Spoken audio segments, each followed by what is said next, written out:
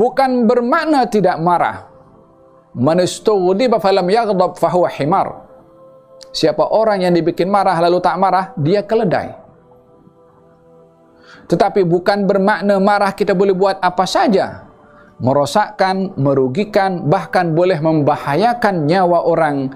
Maka tidaklah sikap itu boleh dilakukan kecuali dipandu oleh syariat Nabi Muhammad sallallahu alaihi wa ala alihi wasallam.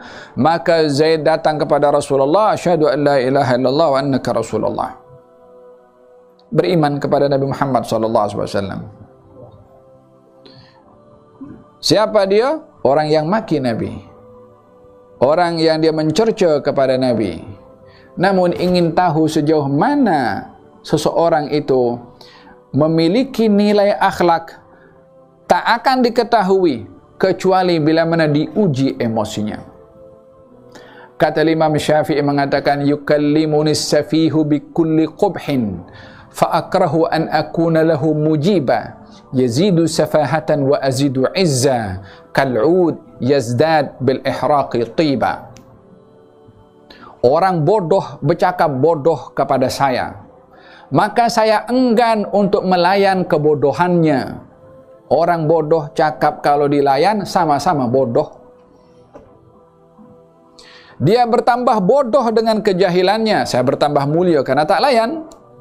Idza khatabahumul jahiluna qalu salama. Kalau orang bodoh bercakap, jawaban dengan jawaban yang selamat, tak payah layan. Yazidu safahatan wa azidu izza. Dia bertambah bodoh dengan kata-katanya.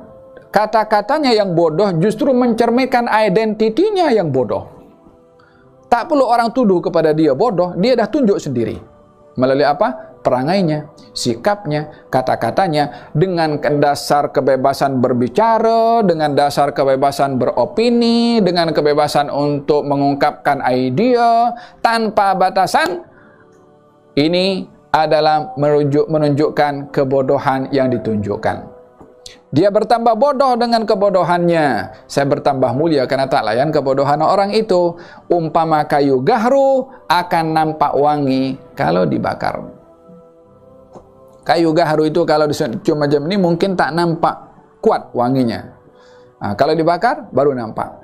Demikian orang yang mulia itu, bila mana diuji emosinya, diuji kemarahannya, sejauh mana dia terpancing dengan emosi tersebut, atau dia menyikapi dengan sikap yang sesuai. Kalaupun marah, marah yang benar mengikut syariah.